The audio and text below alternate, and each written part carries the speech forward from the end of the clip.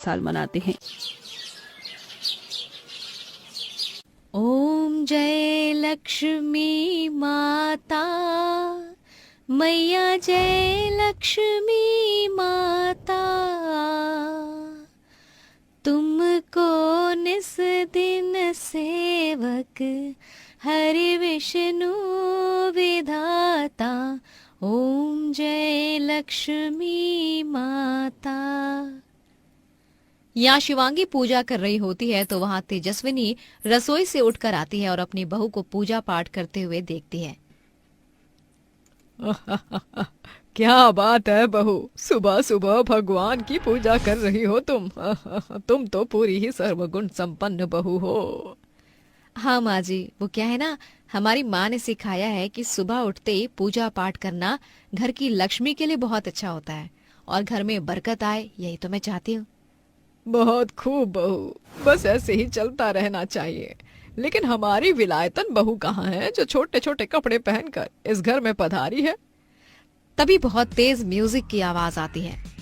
बाप रे बाप, देखो तो सही कितनी तेज म्यूजिक सिस्टम चला रखा है, पूरे घर को हिला दिया है। अरे जाओ शिवांगी बहू, देख कहीं सारे बर्तन नीचे गिरकर टूट ना जाए, पूरे घर में भूचाल जैसा आ गया है। तेजस्विनी ऐसे बोल ही रही होती है कि उधर उसकी क्रिश्चियन बहू बिस्तर से उठकर गाने पर डांस करने लगती है। मैं हीरोइन हूँ, मैं हीरोइन हूँ। तभी तेजस्विनी एनेस्थीसिया के कमरे में आती है और उसे कहती है, अरे बहू बस कर, हा? और कितना ज्यादा सर घुमाएगी हमारा? इतनी ज्यादा साउंड में तुझे पता है ना, ज्यादा तेज लाउड स्पीकर मेरी सेहत के लिए ठीक नहीं है। जी आपकी सेहत के लिए तो कुछ भी ठीक नहीं है। ये गाने तो मैंने इसीलिए बजाए हैं क्योंकि आज क्रिसमस है, आज मेरा दिन है, आज सांता क्लॉज के आने की तैयारी करनी है। हाँ बहू, मुझे भी पता है कि तू हमेशा क्रिसमस डे बनाती है, लेकिन थोड़ा सा अपने पहनावे में सुधार ला। है? ये तूने क्या पहना है? अरे गांव की औरतें देखेंगी कि हमारी बहू इतने छोटे कपड़े पहनती है तो क्या ही सोचेंगी। ओहो माँ जी, आप तो अभी भी ओल्ड जमाने में जी रही हो। अरे जमाने के साथ चलो। और फिर मैंने बचपन से ऐसे कपड़े पहने हैं, मुझे इन्हीं कपड़ों में कंफर्टेबल लगता है। समीर सो रहा है, देख रहा है अपनी पत्नी को, अपनी सास की एक नहीं सुनती है। आज मोहल्ले की औरतें जब घर पर आएंगी क्रिसमस पार्टी के लिए तो उन्हें कैसा लगेगा बहू के छोटे कपड़े देखकर। माँ आप चिंता क्यों कर रही हो? मैंने पहले ही एनेस्थीसिया की लॉन्ग ड्रेस मंगवाई है, पूरा गाउन है जिसमें वो पूरी ढक जाएगी, कोई उसे कुछ नहीं कहेगा और क्रिश्चियन लुक भी आ जाएगा। अरे हाँ, वो तो मैं देखती हूँ शाम को तेरी पत्नी क्या पहनती है और क्या नहीं। तेजस्विनी की एक बहू तो घूंघट वाली होती है जो कि बहुत ही संस्कारी होती है।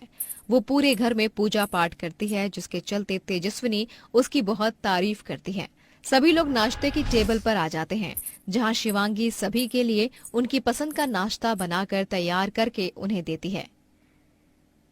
आप सभी का गर्मा गर्म नाश्ता तैयार है, आप सभी नाश्ता कर लीजिए, उसके बाद मैं क्रिसमस के लिए घर को सजाना शुरू करूंगी।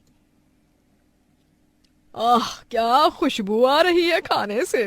अरे बहू, हमारे तो भाग्य ही खुल गए, जब से तू घर के अंदर आई है रोजाना स्वादिष्ट खाना खाने को मिलता है।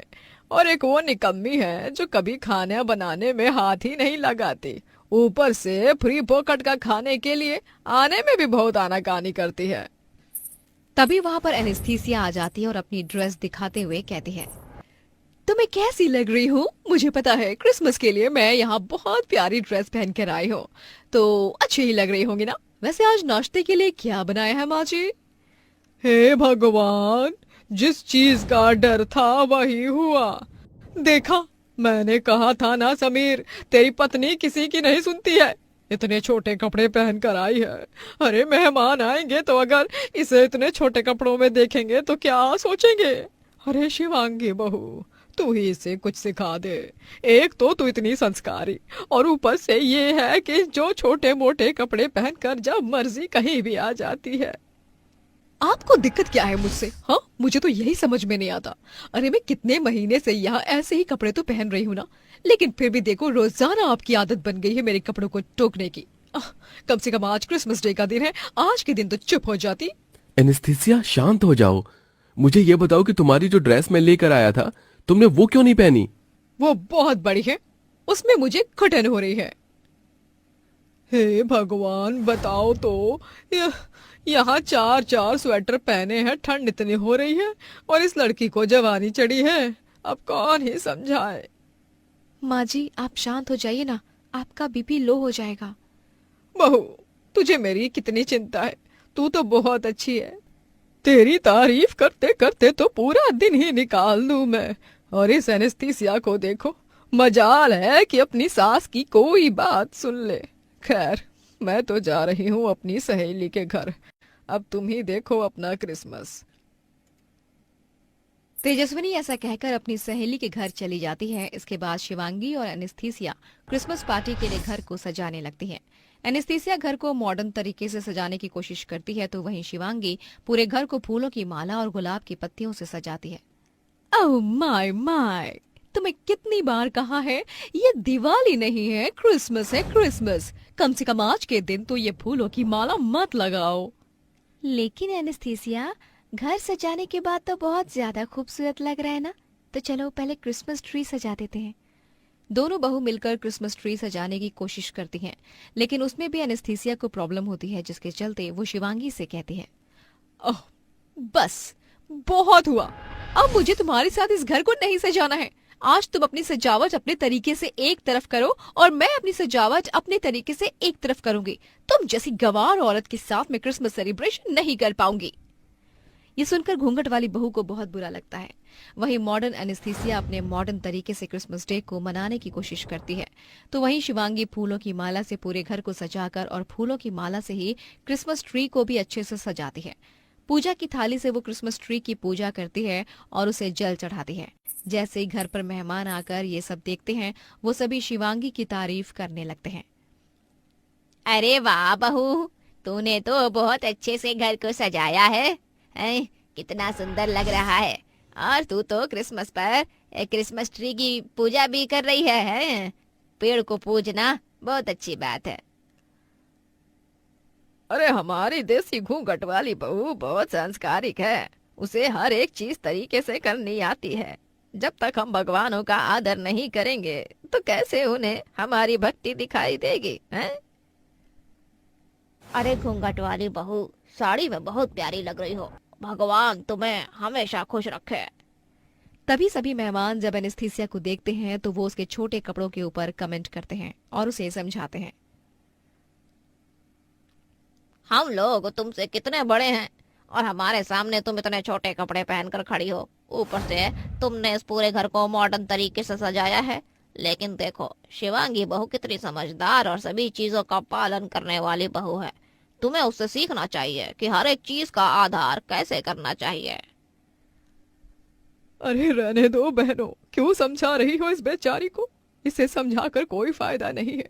इसे तो हमारी बातें कड़वी लगती है। आखिर क्रिश्चियन परिवार से जो आई है, चलाएगी तो अपनी ही ना।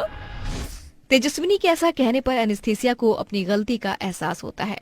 पहले तो वो शिवांगी से आकर चिढ़ रही थी, लेकिन बाद में वो साड़ी पहनकर आती है और सभी से माफी मांगती है। सभी मुझे माफ कर दीजिए। मैं ये भूल गई थी कि हर घर के तौर तरीके अलग होते हैं और हमें इस तरीके से चलना चाहिए। मैं तो बस अपने क्रिश्चियन त्योहार को अपने क्रिश्चियन तरीके से ही बना रही थी, लेकिन मुझे ऐसा नहीं करना चाहिए था। मुझे आप सभी की खुशी के चलते वही चीज करनी चाहिए थी जो सबको पसंद आनी चाहिए। आप सब मुझे माफ कर दीजिए। एनेस्थीसिया को अपनी गलती का एहसास करते हुए देख सभी उसे माफ कर देते हैं, जिसके बाद तेजस्विनी अपनी दोनों बहू को बहुत प्यारा गिफ्ट देती है और वो सभी उस दिन क्रिसमस पार्टी को बहुत अलग तरीके से एंजॉय करते हैं और खुशी खुशी क्रिसमस पार्टी बनाते हैं। जिसके बाद अब एनेस्थीसिया अपने ससुराल के तौर तरीके सीखती है और खुशी खुशी रहने लगती है।